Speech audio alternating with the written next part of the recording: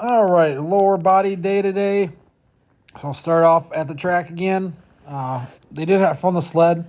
They had the sled out, so I was able to do resistance sprints today, which is good. I usually do them at home in my backyard, but again, don't tear it up. But they do have this one here, which actually works pretty good on the track. Don't have a lot of weight options there, so I just use a 45. I did a few resistance sprints, then some 5-10 builds. Tied my PR from last week, which was good, even though I wasn't feeling the greatest.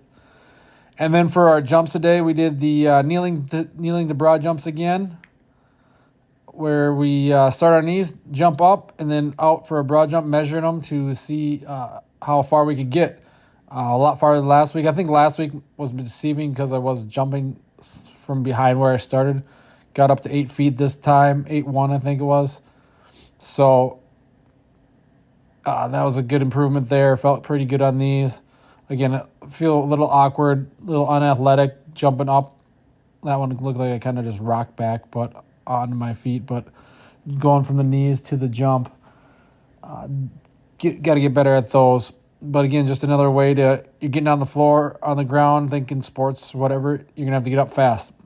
So it's just another way to, working on transitioning that power from your knees to your feet to jump.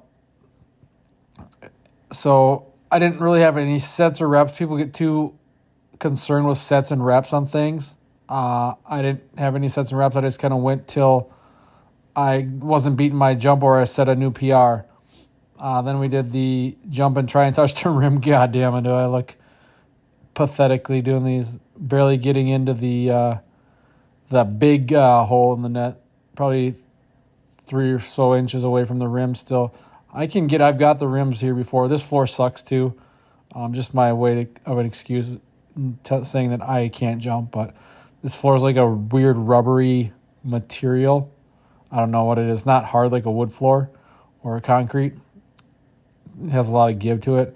But yeah, just got to work on my jumping. But this is like that max effort approach jump. Did this rather than do the hurdle jumps today. So again, that the rim gives you that target to go for, that target to reach for.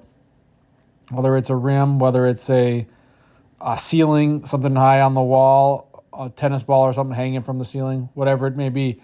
Give yourself a target because that's going to help you jump higher, an objective to go after. Same with the cone here. The cone gives me an objective to go after and jump farther than.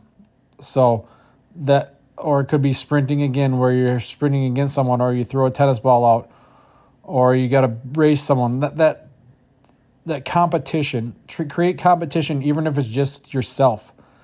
Competition breeds excellence. It breeds better results, better gains, better muscle building, better speed, better power, better strength. If you're competing, track your stuff, track your records so you can beat that stuff. That's not saying you do that all the time, but it is a good way to improve and get better by competing, even if you don't have anybody to train with. That's what helps with like having training partners, but I don't have training partners. No one wants to train with me because no one trains like I do. If I can find someone, come on, hit me up. Let's go. I could use some training partners. It's early mornings, but what else do you got? What do you got better to do early in the morning? Nothing. Then we went to our strength work. So we worked up back squat. I have not back squatted in forever. Maybe like one time in the last year probably. So these felt pretty not the greatest. So I did like a slow lowering on these.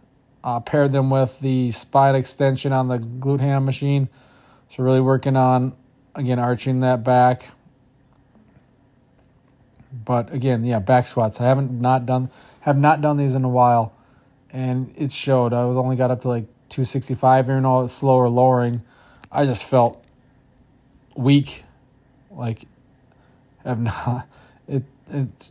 But again, form doesn't look terrible. A few of them didn't get as deep as I wanted, but yeah, it's just getting back into things, doing something you haven't done in a while, and then the slow lowering, where I'm not just rushing down and using as much momentum. But I did it. Did I die because I used back squats? No, back squats are not bad. It's the people who just only use back squats and don't do anything else. They don't do any spine work. They don't do any mobility work or any other squats. That's all they do is back squat, and they then they go sit all day, and they wonder why their backs are painful because they're too much compression all the time rather than expansion and sprinting and jumping and in mobility and moving. Then we did a drop set, as many reps as possible, 15 I think I got here. And again, just a good back, not a great day, but it felt good to do back squats again. I'm probably going to start putting them in a little bit more here again. And you're not doing them all the time. You're doing a compression movement like this, then you're doing a lot of more expansion movements, or a non-spinal, like on my next days. Maybe it's a Zercher movement for my next lower body day, which is a single leg squat day and deadlift day. So maybe it's a front rack or a Zercher, just a different way to load. I have belt squat planned for my rear foot elevated this week, so it's not putting all this pressure on the spine. So mixing those up so you're not always loading the spine. That's one way to make your spine feel better. Load it, but don't load it all the time. Then we did the sled pushes, heavy sled pushes, added some weight this time. The only problem is the weights start to slide. That's why I put the rubber ones on top because they don't slide as much because the pole that you put the weights on is not super long. And I got most of my plates are like bumpers. I don't have a ton of 45-pound iron plates. So you can get obviously more of those on.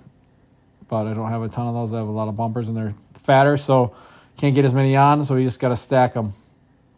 Then we hit the hamstrings, the low back, the butt. I really like this variation of the impulse, supine impulse, hamstring impulse, leg up, pretty straight, hammering forward, catch that hamstring, get you feeling good after you hit a lot of quads with the squats.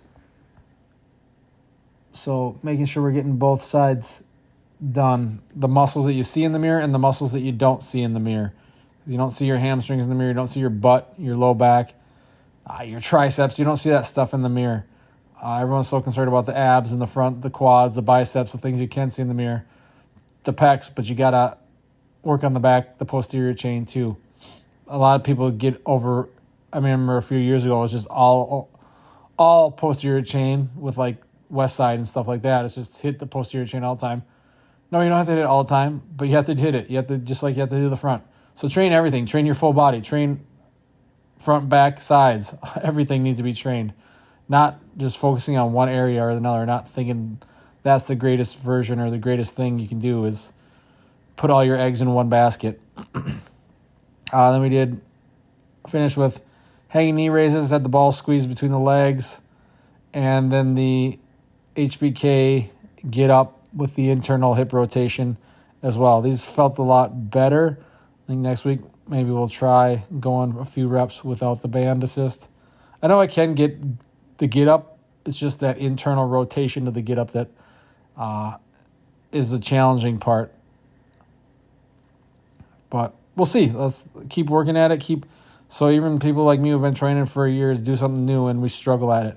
That's the point. You're going to struggle at stuff, and that's the whole journey of getting better, getting healthier, building your best version of yourself. There's going to be things you're good at. There's going to be things you suck at. Do the things you suck, work at them, get better.